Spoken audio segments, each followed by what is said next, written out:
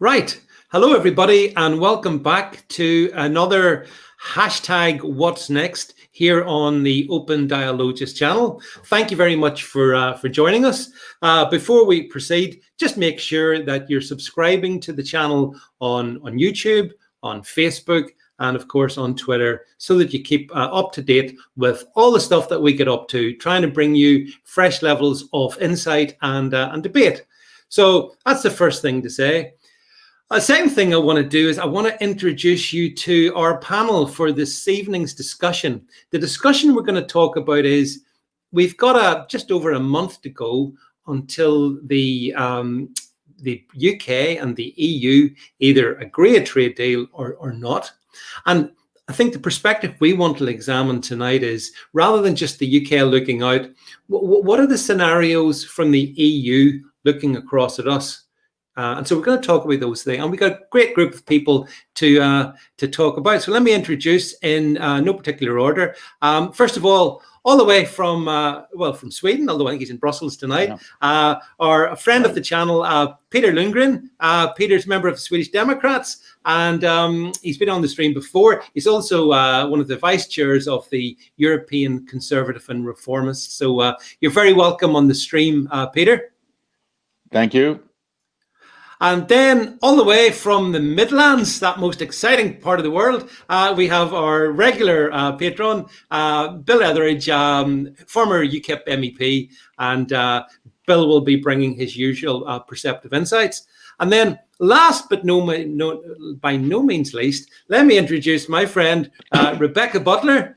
Rebecca herself worked her way up to senior sister level, I think, in the NHS before moving into the legal field, and became a very successful barrister. And most of all, she regularly appears on my own live stream. So let me introduce Rebecca Butler. You're very welcome to the stream. Thank you for having me. Lovely to meet you all. Now then, folks, without further ado, I've got a number of questions I want your insights on. So tell me what you think. First of all, and this one is the big one, really. As I said, we are just a month away from 1st of January. 1st of January, the UK and the EU are going different directions. My first question is simple one. Does the European Union as an entity actually want to deal with the UK, or does the EU as an entity wish to punish the UK for having the temerity for leaving the club? Peter, given your position, I think I'll start with you. What's your thoughts on this? No, I actually think they want a deal, because it's too much of a failure to lose UK completely for the European Union. And worst of all would be if you also would be successful in standing all alone. They have sent the image all around Europe from the European Union that you need to be a member of the European Union, to be a successful country, to be able to trade with your neighbor countries. And we all know that is not what it takes. You don't have to be a member in an exclusive, very expensive gravy train club, pretty much. What you need is good relations, and that you can have without being members of the EU. And they are, I would say, deadly afraid of UK proving that. So, of course, they want to deal with the United Kingdom to still have a little bit of grip over your country. Well, I mean, Rebecca, I mean, do you agree with that? Because, I mean, if they want a deal, they've sure as heck left it pretty, it's 1 minute to midnight, tick-tock, and there's still no deal. So do you agree with Peter? Do you think the EU actually want a deal or not, Rebecca?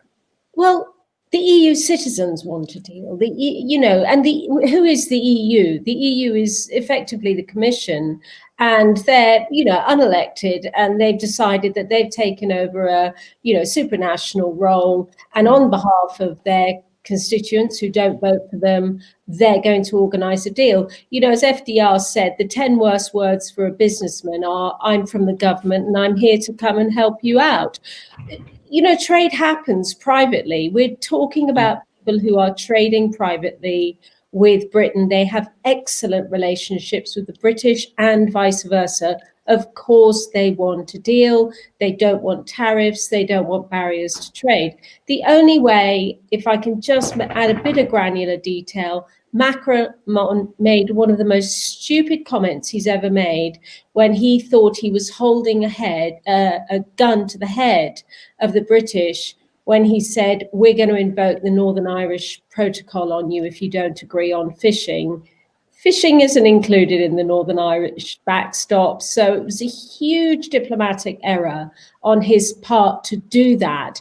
And I think the EU lost a huge amount of face over that. So the citizens and business people, yes, they want a deal. Of course they do. Well, okay, Bill. So you've heard what Rebecca said. I put it to you, Bill, that Rebecca's right that the citizens might want a deal.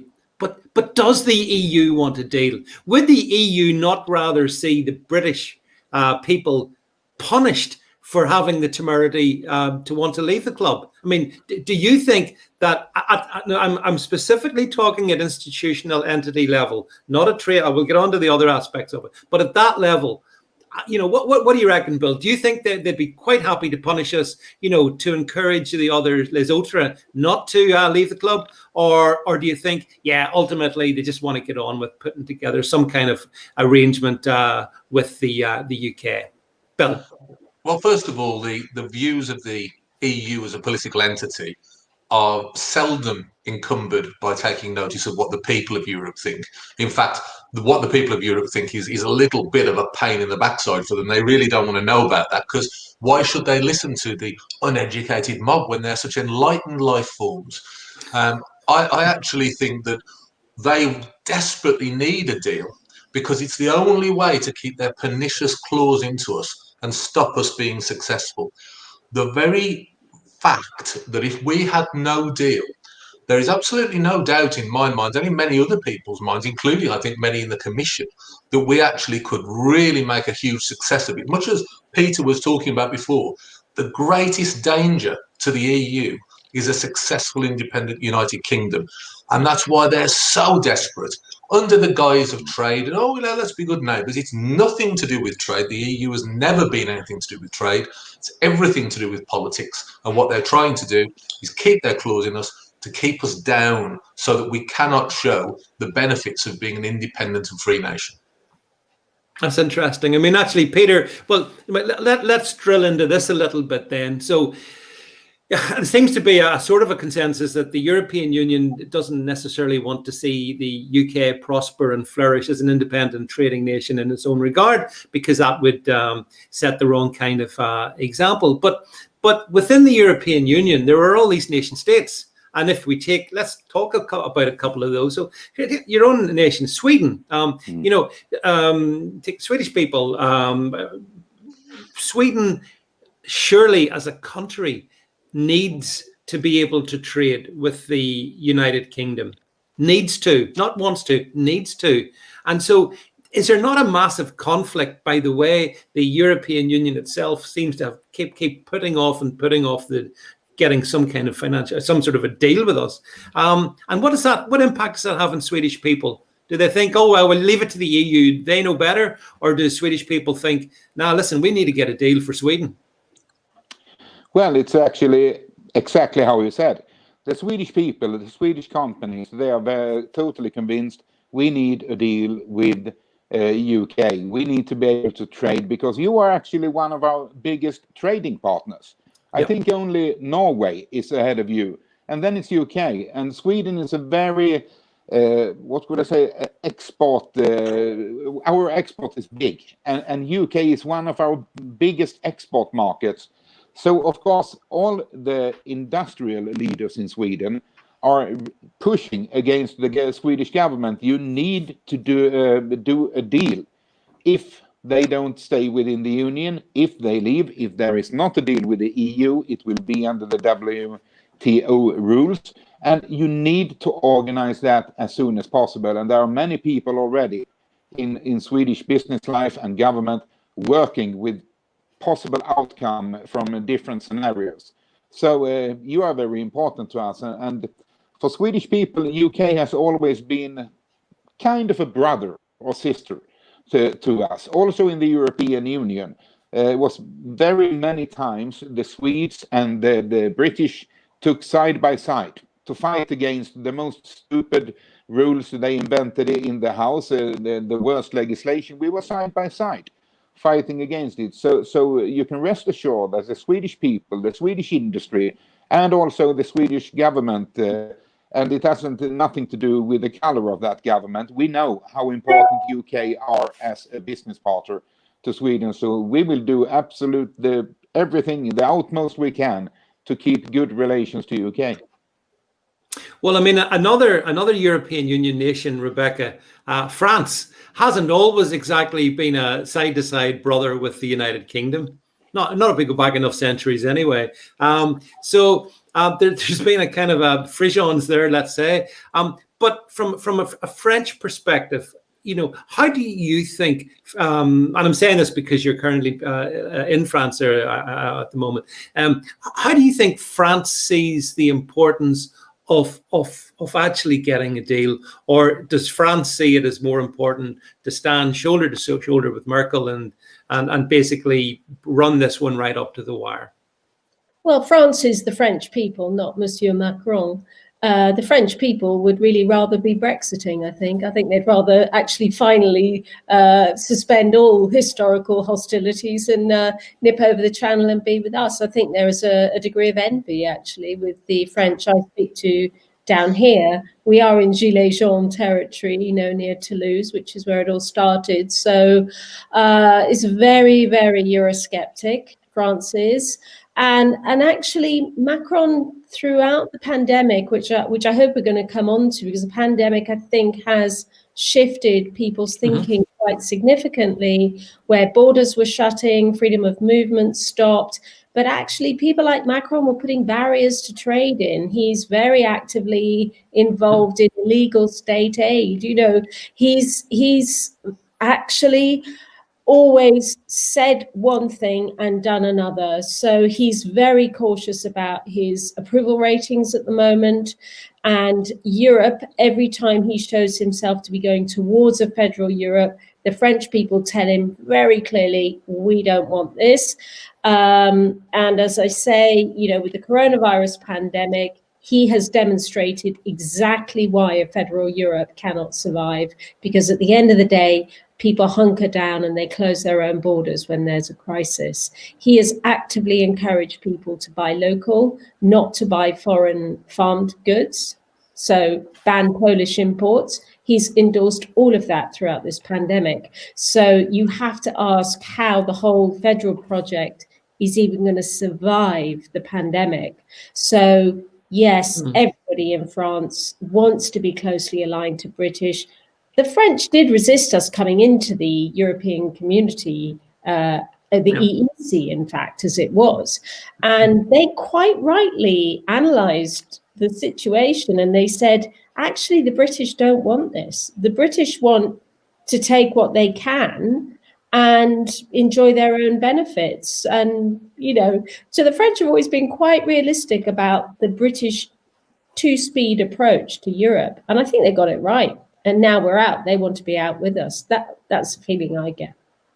Well, when you look at what Rebecca said there, Bill, I mean, and it's a fair enough point, the whole, I guess a lot of the world changed in 2020 because of the COVID pandemic, and the European economy at macro level has been impacted, obviously, just like the British economy, just like every economy around the world, apart from China.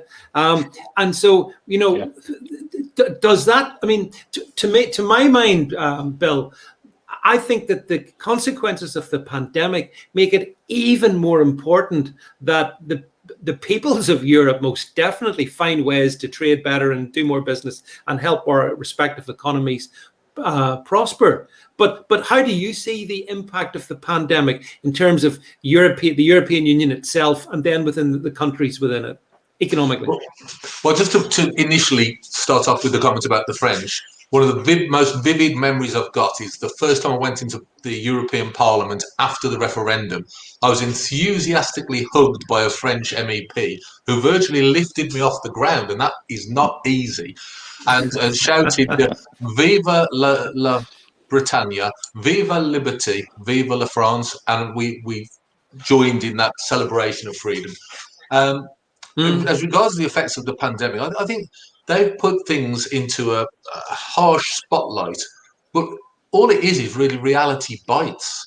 The truth is, independent nation states work better than people who are forced together, putting square pegs in round holes, making people have to operate under one government, one super government, when frankly, the worst thing that any business or economy can have is too much government. You know, that government is not the answer. Government is the problem, to go back to quoting American presidents. That was my hero, Mr. Reagan. You know, what we've got to think about here is, yes, of course, the pandemic is causing everyone except China difficulties, but those difficulties are not being solved or addressed by ever closer union, by, as Mr. Verhofstadt says, the answer is always more Europe. The answer needs to be firm control over borders, independent nation states, and less government. That is the way business will always thrive. Yeah, well, I mean, that I little to disagree with Bill, except, Peter, that's not how that's not, I suggest, how the European Union thinks or wants it to be. The European Union wants it to be what Bill said is the worst. You know, the solution is always more EU. So if the solution is always going to be more EU, how does the EU then arrive at an arrangement with the United Kingdom that makes it clear that the solution may be less EU? Is that not a contradiction in terms? Well, what they say about the ever closer union, that has now been proven, it's not that easy, actually. Now we see the UK are leaving, and as I said, they want some form of agreement with the UK, because worst possible scenario is that you will just say bye-bye, and you will be very successful in doing your business and trade agreements after that. So, I mean, what mechanism drives these bureaucrats thinking that everyone wants to be in this specific system of rules, this specific type of legislation that applies to every member state? Of course, Europe doesn't work like that. Every country has different traditions, different methods, different rules, and it's not possible to form it into the ever closer union they are talking about. And UK is now the living proof that it's not possible. And as we see historically, every empire has fallen.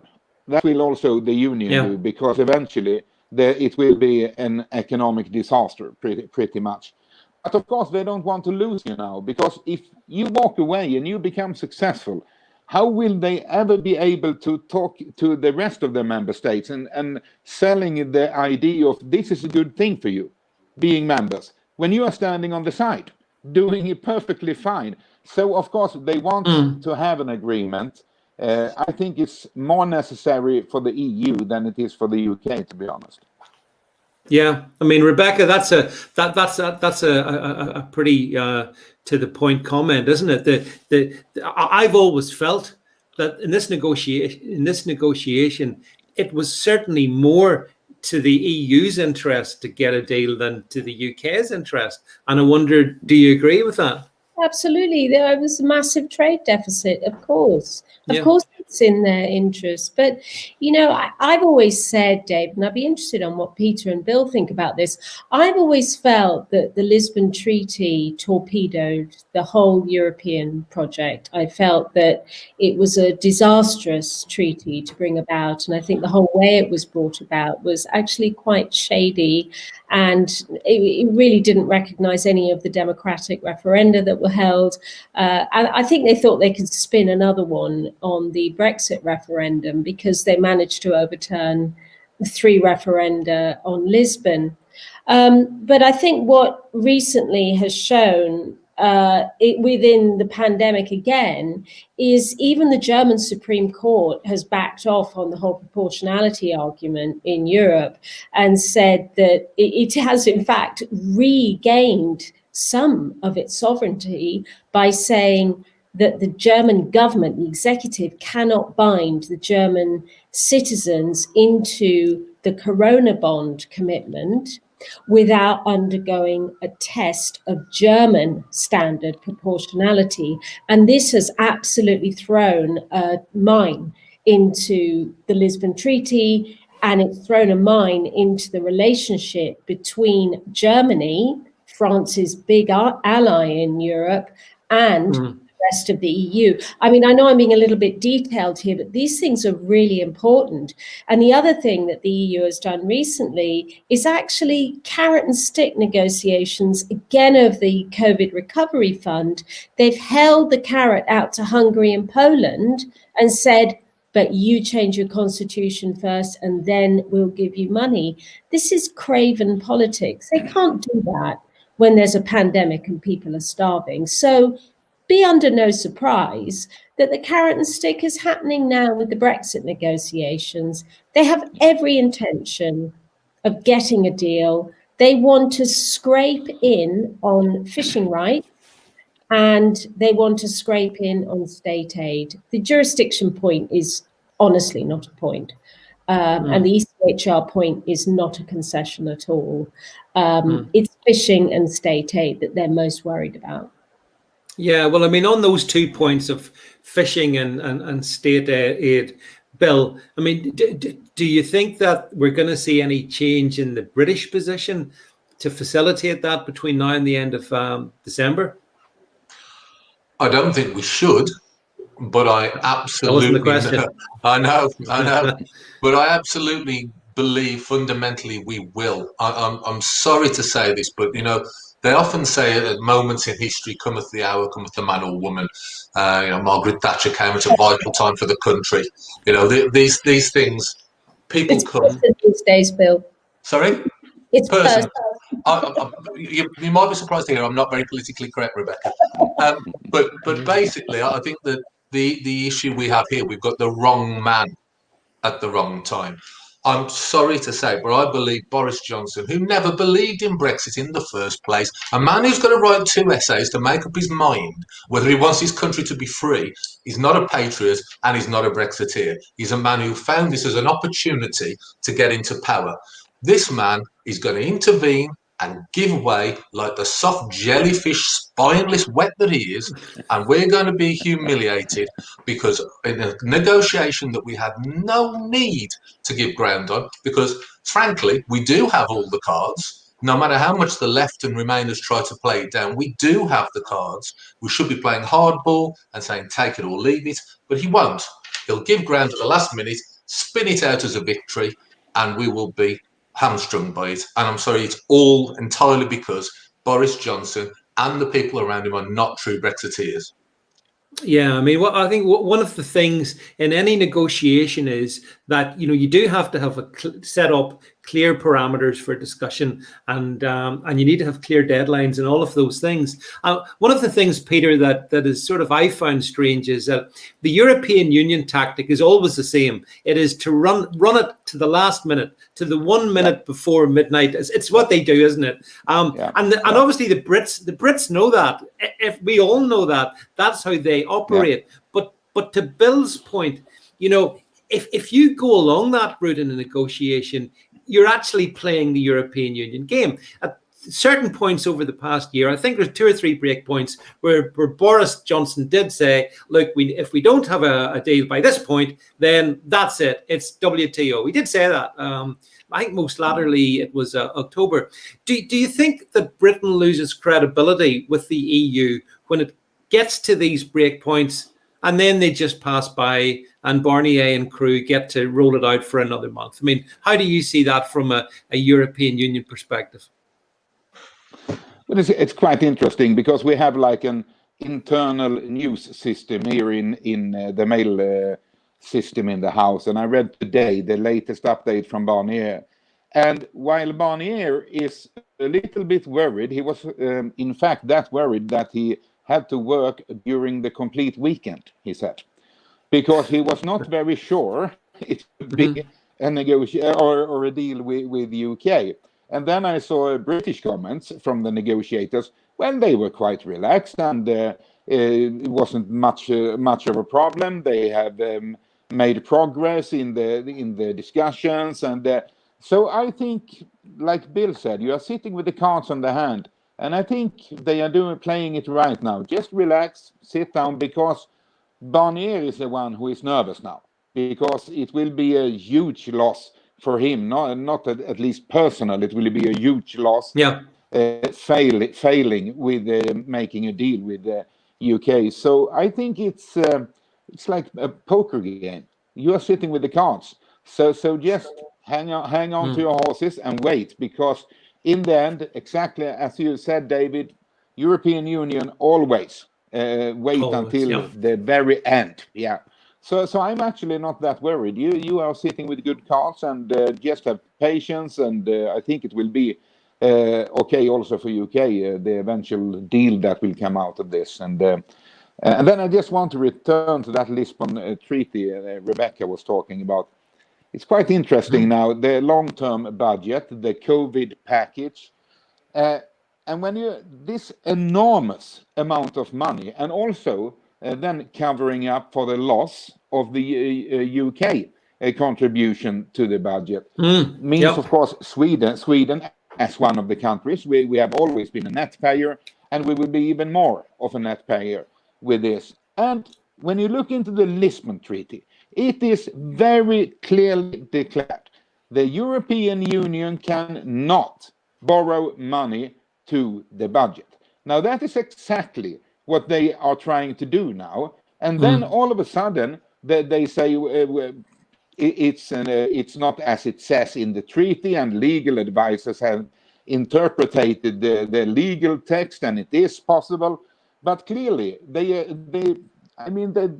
want the member states to follow the rules, but the EU, they are changing the rules all the time when it suits them. So it's quite disappointing that not more of the member states' leaders are protesting against this clear violation of the treaty, because it is.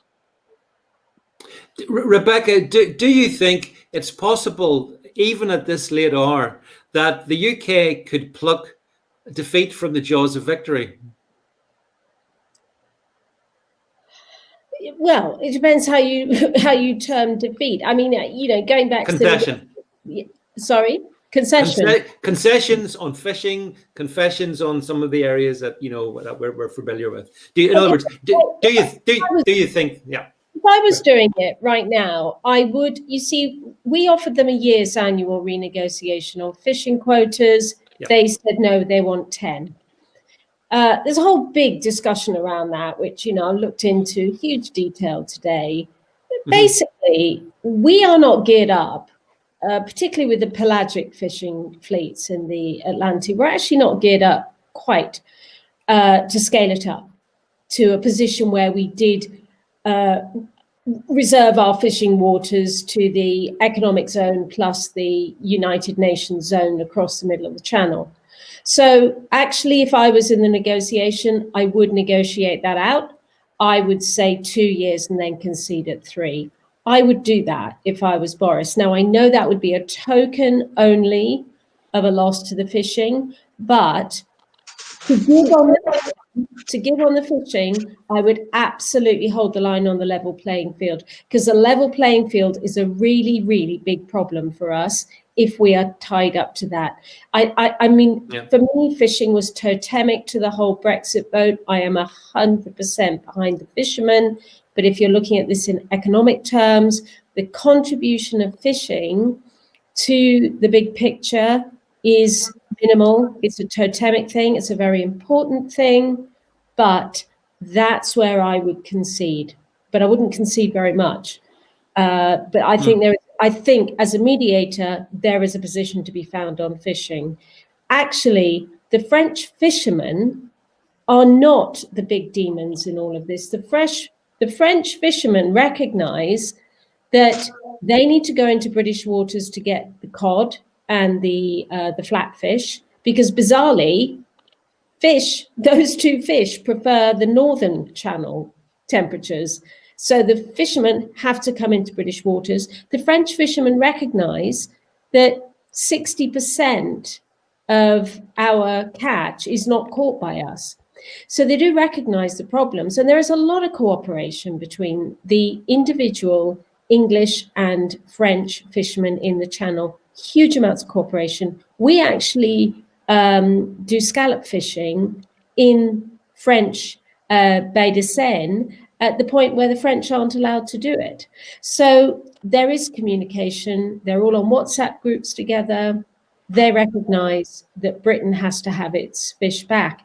But I'll tell you what, it's not the French that are the problem. It's the Dutch, the Icelandics, and the Spanish that are the really big problems, because they do the pelagic fishing in the Atlantic, within our zone. They are hoovering up on super trawlers. They are as much a problem for the French as they are for us.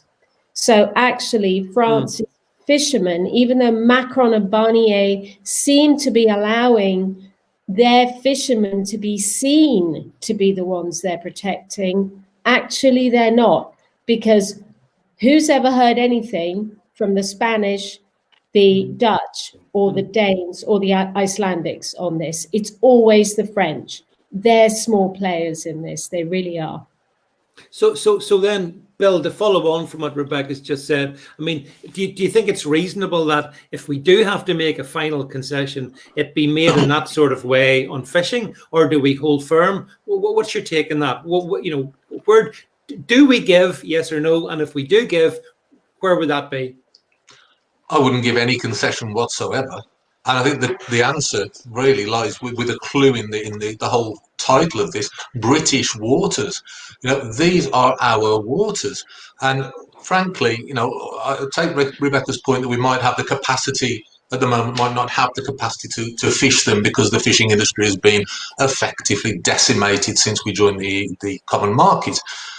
But let's look at it this way. We're all supposed to care about the ecology and be a bit green nowadays. If we haven't got the capacity to take all those fish out in the short term, good up, the little fishies can grow a bit more. There can be a few more of them. And then in the longer term, when it's quite clear to our fishing industry that there's this area now we can actually fish, the stocks will be there for us to fish. Our waters, we are an independent sovereign nation. We should not give ground on that. We should not give ground on a level playing field. The only thing that should be there for discussion is cooperation in certain areas, security, etc., and whether or not there's tariffs. There is nothing else to discuss. We voted to be an independent sovereign nation. That doesn't mean every country in Europe sending its trawlers into our waters. That is not acceptable. And frankly, I come from the West Midlands, so I don't know many fishermen except people down the canal. But I do think it's deeply unfair on our fishermen and our fishing industry that we allow anything which allows people from other countries to come into our waters and take the fish there. But Norway did it, Bill. I mean, when Norway left the EC, as it then was, they actually did negotiate fishing, and it's worked to their advantage. I'm kind of with you, actually, by the way, because when we were, campaigning for Brexit, the words hard and soft Brexit never, ever appeared. It was only when Theresa May got in that these notions started first coming to the fore. And yeah, now we're looking at a soft Brexit forced upon us, and to be fair to Boris, forced upon him because of the ridiculous schedule of negotiations, the way the EU had set out the framework for the negotiations. We were scared from the start. Boris couldn't run back the clock and restart the negotiations for reasons I still don't get. But, we are at the point there are a lot of people who do want to deal. And there are a lot of fishermen, I think, in Britain who would say they don't want to see their French colleagues, their Dutch colleagues destroyed. They don't want to see what happened to the British fishermen happen to the French. They really don't want to see that. Nobody wants to see the French fishermen lose half their income on zero, which is what will happen with WTO.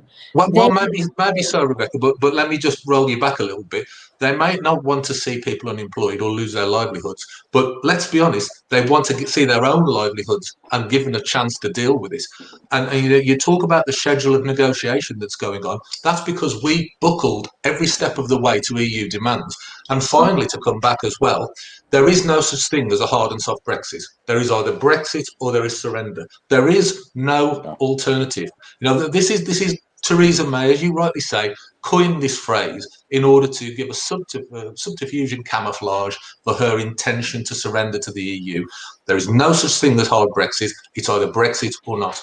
But isn't Peter the fact? I mean, it's an interesting point that's been brought up by Rebecca and Bill, and isn't it the fact that because of those lost years when Theresa May was doing everything possible to fundamentally disable the meaning of Brexit, that simply encouraged the European Union into thinking that they could get the Brits where they wanted the Brits? Isn't that fair comment? The Theresa May years in charge of the so-called negotiations were a real benefit to the EU and a real drawback to the UK. Yes, I agree. It's exactly how Bill put it. On that ballot paper, there was nothing mentioning soft or hard. Brexit is out, and the British people, they voted out. So now you cannot bend over for that fact. Still the fact, the British people voted to leave. And yes, it was Theresa May who introduced like this softer line all of a sudden without having the support of the British voters, because they voted out. So she introduced a new path that wasn't on the table when the actual ballot was taking place. So yes, and that cost, of course, the UK. If they just kept the real line, they voted out, we want out, and stick to that all the time. But she didn't. She started to make half promises that we can find a deal. It wasn't that the British people voted for. They voted out. Simple as that. Yeah. I think in any, I've spent my life negotiating as a professional negotiator in business, and the one thing that you learn as a professional negotiators, you can sniff weakness a mile away. It's so easy. Yeah. Once you know that the other party is weak, then that helps you enormously. And Rebecca, and I think we probably all agree on that's been part of the problem of Brexit. The British people did vote, as I think we agree. We wanted out. It's unambiguous, black and white. But after a couple of years of soft May Brexity stuff, then the EU were, I guess, reasonable to assume, well, we've got a British government that doesn't really want to deliver what they voted for back in 2016. So why the hell should we give them that? And so in a way, I can't blame the European Union for doing that, which any good negotiator would do. Establish the weakness of your opponent and work around it. And therefore, in a way, three cheers for Monsieur Barnier. Yeah, absolutely. I mean, I think in many ways for the Commission, he's played a blinder, but actually they haven't got another month. They have got a matter of days to sort this out. This has got to go through the Parliament, and this has got to be translated. So I think we have to remember that there are a series of mini deals already in place. So healthcare provision, interstate movement, how the freedom of movement is going to be adjusted, pet passports, live animals, aircraft, air travel, all those sort of things have already been agreed in little side deals. So actually, I'd be really interested to see what Bill and Peter say about what I'm about to say, which is, if we end at WTO within the next 4 weeks, that doesn't preclude us always being at the table, able to negotiate really what is now only 2 remaining points, which is the level playing field and the fishing and fish, basically. two things. We could actually leave on the 1st of January. It's not going to be a major disruption. The tariff schedule of WTO isn't actually going to affect Britain that badly. It's really only the level playing field, which is the bigger picture for the future. That's where they're concerned about us importing cars manufactured in America. They're worried about the country of origin parts. The German car manufacturers are extremely worried about things like that. They're worried about us having competitive market, so we don't all buy their very nicely made German cars. French wine makers are worried, French cheese makers, because they're worried about Californian imports. So that if we don't achieve the deal, I'm happy. WTO is good for me. UNCLOS, the waters in the Channel are split absolutely down the middle. So that's a big gain for us. Bill's right. You know, the stocks will be booming if we're not allowing. I'm going to come on to saying this.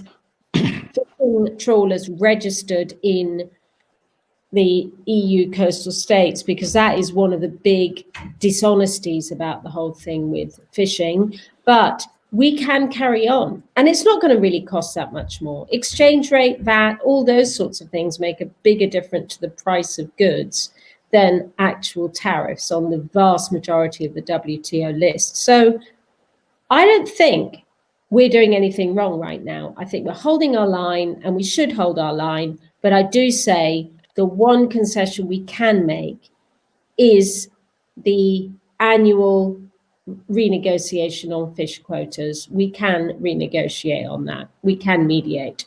That's all I say. I don't want it.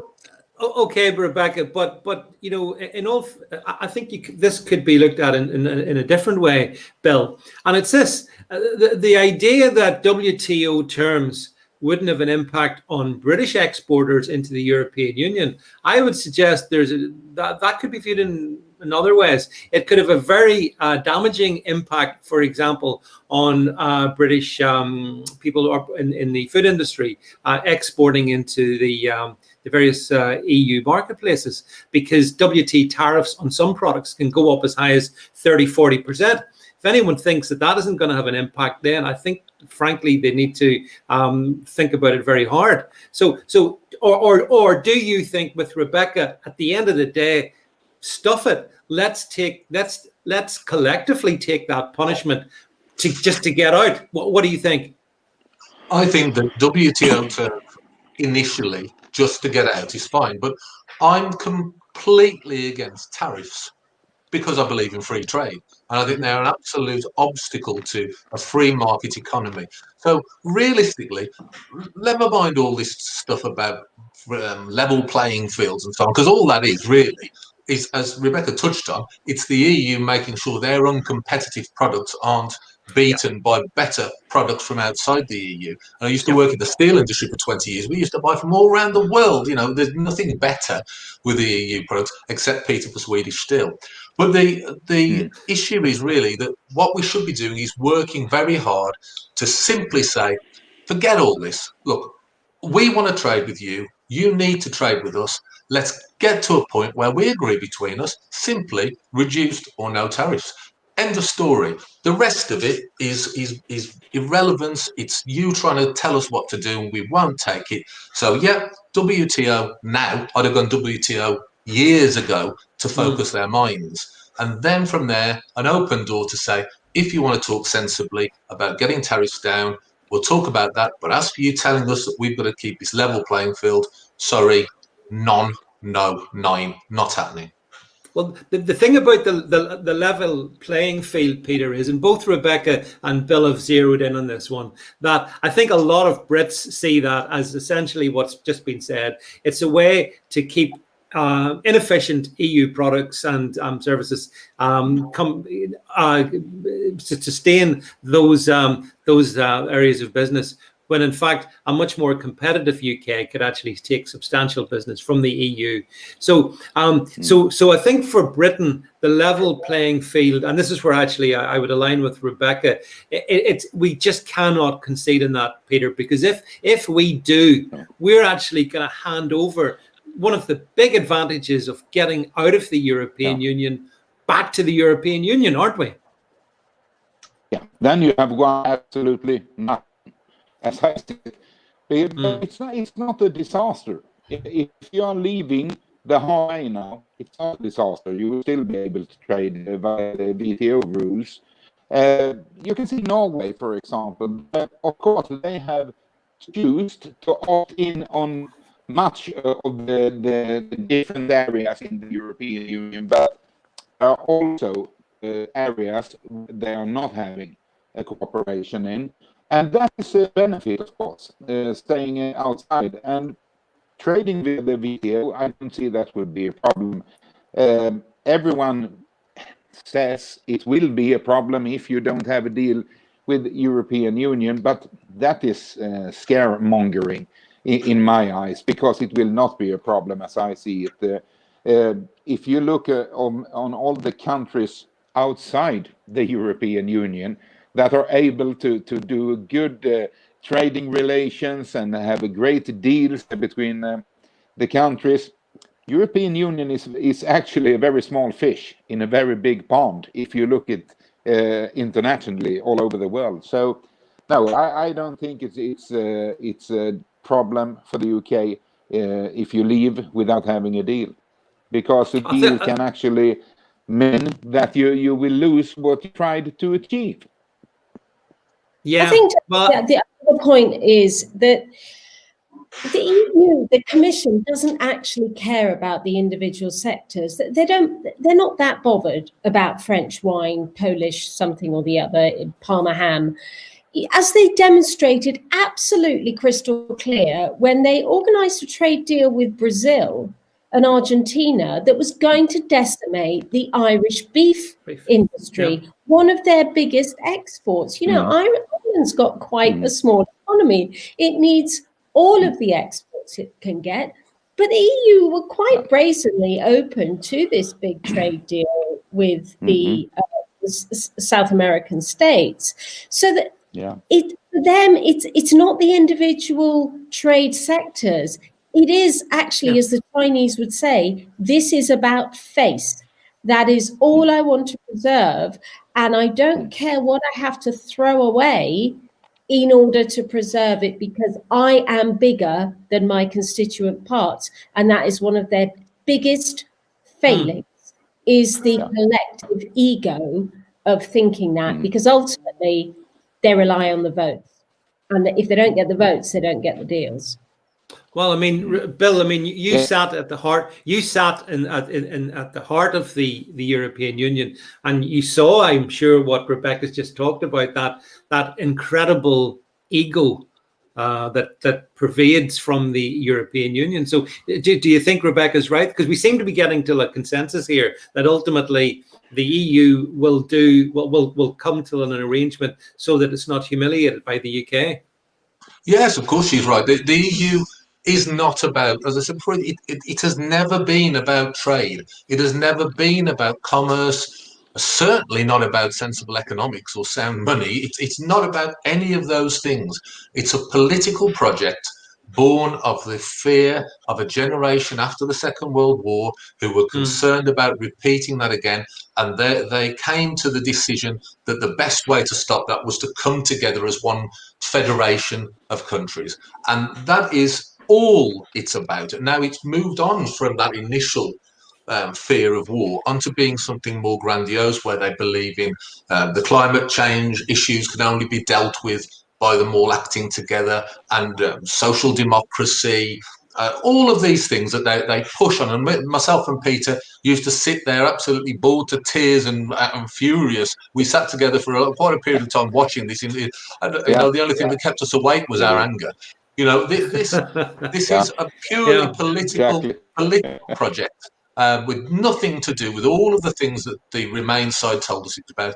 And actually, all you ever have to do is turn on the European Parliament channel on the internet and watch one day's proceedings to realise they openly admit it's nothing to do with economics or trade. It's all political. Yeah, I think, Peter, one of the things that you said the last time you were on the stream that made such an impression on me was you were saying that, you know, from a Swedish point of view, you really want to see the UK get itself properly, comprehensively out of the European Union, because that offers hope to countries like Sweden and many other countries within. And I thought it was such a good point, because here in the UK, we're continually bombarded with the fact that no, we've got absolute rock hard European Union solidarity against the bad Brits, but it's not exactly like that, is it? No. I took part in the campaigning. I visited Bill. I went on the tour bus with Nigel. I was on big events speaking about this. And I always said that UK is now becoming a beacon of light, a beacon of hope for us, the people who believe in free countries that can trade and deal with good neighbors. And we were so hoping for it would be not maybe a swift exit, but we thought would be, it turned into a circus, pretty much. When Theresa May entered the scene, it turned into a circus. Now, all of a sudden, we ended up in the campaigning for the last European election in 2019. We ended up in the situation where we could not even speak about a Swexit. It was not possible. Because we didn't have any good evidence from UK that actually it is a good idea. So I'm very much hoping that the UK will get their act together. They will get a proper exit out from the European Union, and you will light that beacon of hope again for other countries, that you will show a different path is possible. So I'm really hoping for that now.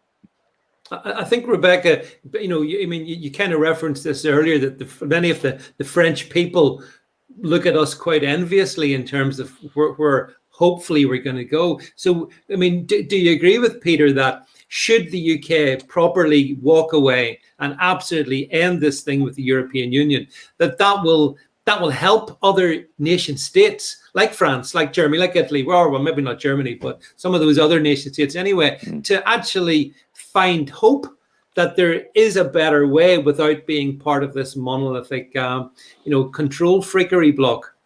Yes, because I think that, with a properly delivered Brexit, we will give hope to people to realize that this happens at the ballot box, because it's really easy to point the finger at the EU as an institution and say, you're the bad guys. But, I'm sorry, John Major and Tony Blair and Gordon Brown, between them over 23 years, they were the ones that enabled the abusive behavior. And, again, I look very much into fish. I'm not going to go into granular detail. If you want to point the finger of blame at how our fishermen got decimated, point the finger at Elliot Morley. Point the finger at the Labour government, because they divided the vessel licenses away from the fishing licenses, and the Dutch, the Icelandic, the Spanish hoovered up those licenses. And that all came out of a bit of litigation, which Maggie defended, called Factor Tame. It all goes back to that case where Britain suddenly realized, we don't have sovereignty anymore. And that was the moment Maggie Thatcher backtracked. John Major put us into Maastricht. He nearly fell over on it. And then Tony Blair destroyed us. So Tony Blair and John Major put us where we are. They were strong enough. They held the presidency for long enough to be able to change the narratives. And that's why when a soft, wimpy wet like Cameron goes up to them with all his marketing speak, they say, oh, so off, we're not interested. Britain's really into Europe. We don't know what you're talking about. Off you go, said Merkel. And then, because people like Bill were nipping at their heels, the worst thing that could happen to the Tories was UKIP coming to the fore. And, God, hell's teeth, they had to have the referendum to get rid of UKIP. But guess what happened? UKIP turned Brexit party handed them their majority, but only after a leave vote. So you've got to remember that our government enabled it. The French government at the moment is enabling it. The German Supreme Court is disabling it. This is a really important thing. The German Supreme Court is flexing its muscles now because they're fiscally prudent, and they don't want to see this body that's not allowed to borrow against debt. They don't want to see these corona bonds without a properly worked out plan. And who could argue with the logic of that? So it's the ballot box. Hopefully, I really hope, post-Trump, we've moved away from pointing the finger and saying that anybody who's right-wing is far right. That is one of the dialogues we've lost. Looking into Peter this afternoon, far right Swedish MEP. I mean, like, what's far right about you? You're just right. Yeah. It's meaningless. It's meaningless. Yeah. But we're all far right. Yeah. So then it's all about narrative. It's all about the ballot box. And we have to remember that we were put in this position by our elected parliamentarians. And I really do have to stress. Yeah, and that's true. But Bill, the fact is that whilst Rebecca is absolutely right, and for decades we had betrayed, the establishment was betraying us from within. But the reality is, back in 2016, the British people at the ballot box gave a clear, irrevocable instruction, and that's what is about to come to a culmination in the next 4 weeks, isn't it? I mean, this thing cannot go on beyond the 31st of December. So, what would your come the 1st of January 2021? What would your hope be in terms of the UK and the EU in terms of our arrangement? A clear, clean Brexit, no deal is fine by me, absolutely fine. I think trade deals, as I think Godfrey Bloom has been brilliant at pointing out in the past, trade deals are a trap to keep you under people's control. I think we don't need it. We simply need lower tariffs. And I think it's really important to point out, and I hope everyone watching this takes note of Peter. He talks about us as a beacon of light. It's something that I used to speak about a lot on the campaign trail.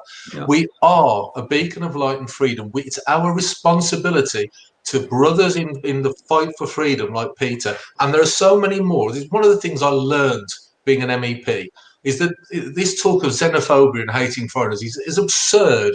We don't hate foreigners. We love freedom. And we have friends all across Europe and the world who look to us and admire the fact that we're the first to fight for freedom and make a break. And we cannot not just let the voters of the referendum down, but our friends like Peter in other countries. We have a responsibility to make sure we make this work, to make sure we are not allowed pushed back in by the elite in our own country who do everything possible to keep the people in their place and stop us talking. And the fact that we won that referendum was the biggest two fingers up to the elite in the history of our democracy. It was a wonderful thing, but we cannot just sit back on our laurels. It needs to be the start. Freedom, independence, that torch of liberty shining bright from this country, and then we help our friends in other countries to find their own freedom as well.